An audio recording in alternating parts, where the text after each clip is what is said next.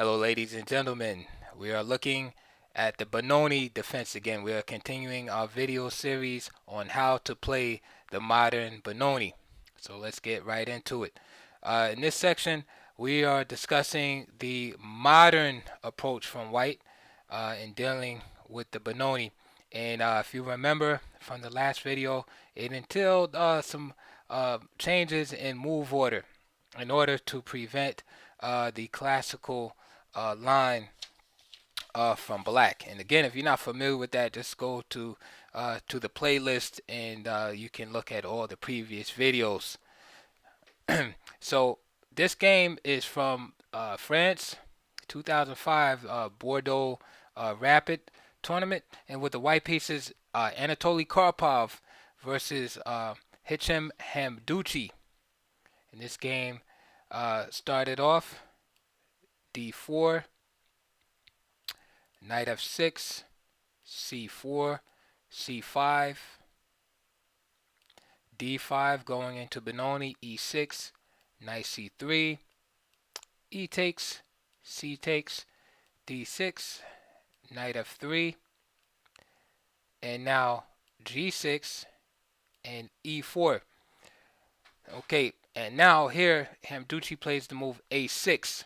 Now, there's a nice idea behind this move. Normally, again, going to the classical lines, you will get bishop g7, bishop e2, and let's say castles,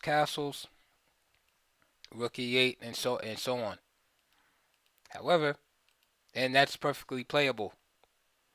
However, this move right here is designed to try to exploit the fact that White has committed his knight to f3 early. All right, so the idea is to threaten this queenside expansion with b5 and to provoke a4 from White, and then play the move bishop g4, putting this pin on the knight. Okay, and then instead of a4, say bishop b2, bishop b2, bishop e2, bishop g7, castle, and now you're in the line of the classical where a6 and then bishop g4 is played. Now some of you might be saying, well, why not just bishop g4 straight away and initiate the pin without this move a6? The problem here is if you do bishop g4 right away, then queen a4 check unpins. So now there is no pin, and let's say if you go knight bd7, White can just simply just play knight d2, and the bishop is kind of left hanging. And if bishop d7, then just simply queen b3. And now Black is going to lose time defending this pawn here on b7.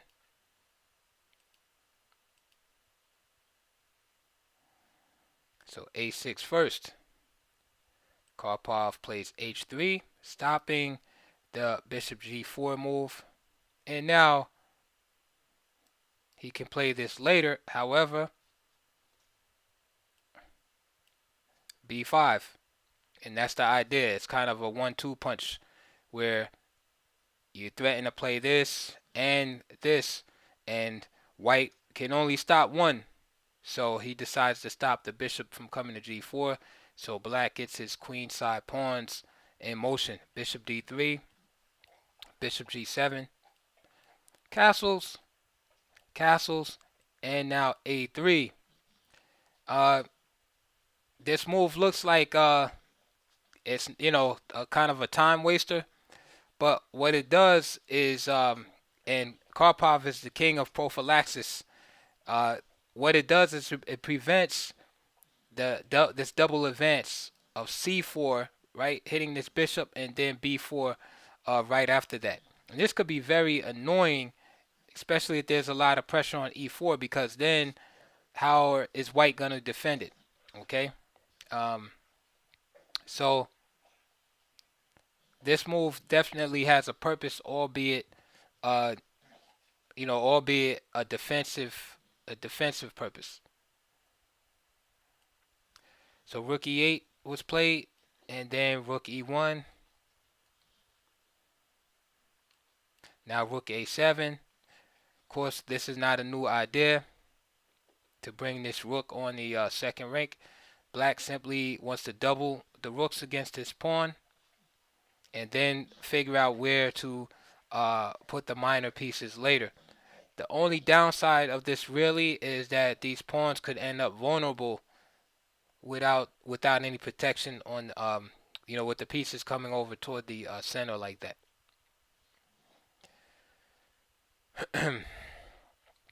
So after rook a7, Karpov continued very positionally with bishop f4, rook a e7, and now rook c1. Okay. Just to reiterate from previous videos, white's plan is to play b4 and also moves like queen d2 in this position. So there's rook c1, queen b6. Now b4 does not work here. B4 here, a takes, c takes, knight a4, knight takes e4, bishop takes e4, rook takes e4, rook takes, and then bishop d6. Okay. And the idea, of course, is if queen takes d6, then rook takes c8.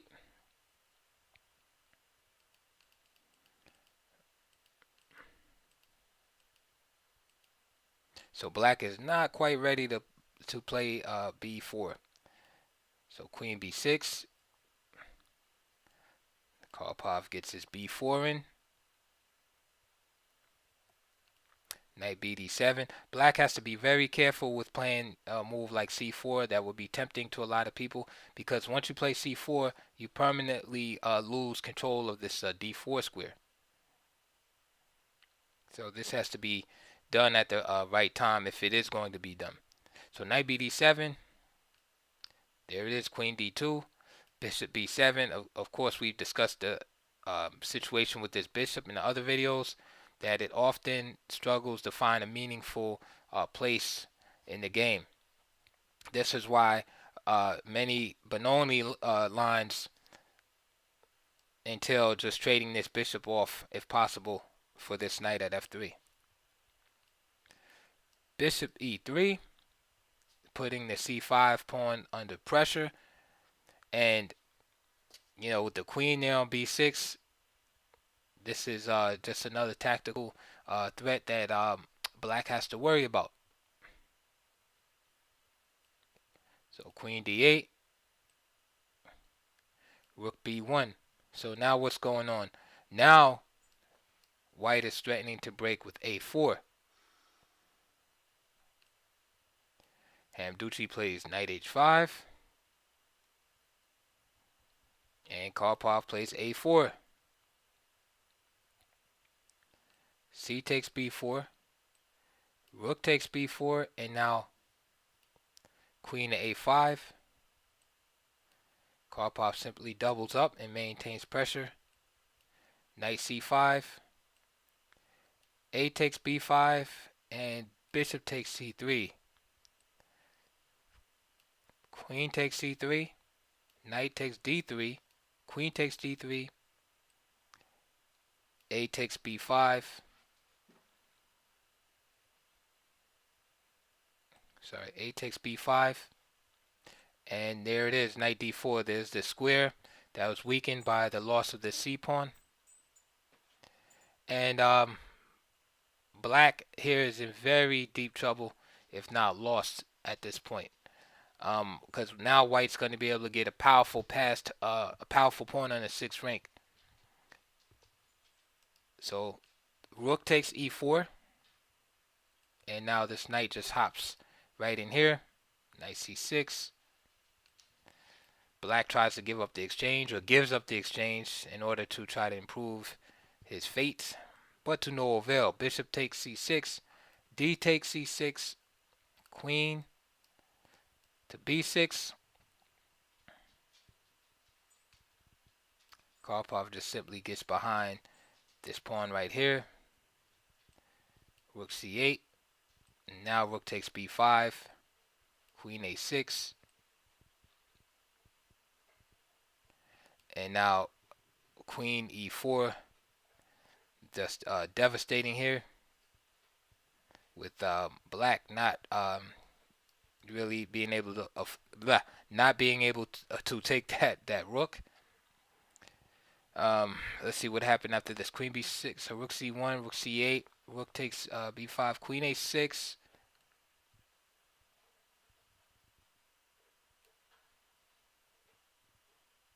Queen a6. What happened here? Sorry about that. Queen c4, queen a3, and then just simply rook b3. And black resigned. So you might say, why did I show you that game and in videos about how to play the modern Benoni as black? Well, I have to show you, what it looks like when it goes wrong. And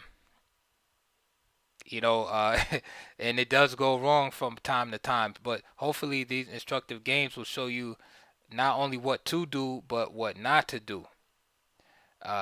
So this the problem in this particular game is that black made a couple of critical errors as far as like knight h5 was concerned. And the whole play in this game revolved around white's break b4. And we also saw this in game 2. Also, another big point in this game that I wanted to show you is the penalty for giving up the d4 square. That square, to give that up, is almost never acceptable for black. It's just the price is too much to play c4 or whatever like that. The knight hops into d4 and then goes to c4, and it's usually too much for black to handle. So be careful with white's b4 plan, and also the plan with and watch out for giving up the knight d4 square. Another thing to remember is also the idea of rook a7, moving the rook over to e7. That's a good resource. And sometimes you can give up the exchange, although in this game it didn't work. The exchange sacrifice on e3 is something to bear in mind. Just trying to see what else. Yeah, that's about it. Like I said, that concludes the chapter. Like this game and the previous 2 videos, I will conclude the chapter on the white's modern approach to deal with it. And again, there's different move order tricks that black can do to try to get to whatever variation he's trying to get into, as far as like if he likes to play a6 bishop g4. As you saw by this game, he was able to do that by exploiting white's move order. So that's about it. Again, it's after you see this video, try to study some of the games, or some games in the line, so you could get a feel for it. Then after you do that, I would play some blitz games, and just see, again, just try to get a general feel for the Benoni, because it's very complex, and it requires very active and dynamic play from the black side. So that is it for this video. I failed to mention also, we have a random chess player right here, and that is actually a picture, yes, from the Marshall Chess Club. And if you know who it is, let us know, and I'll let you know who it is, in the future videos. and I'll talk to you guys later.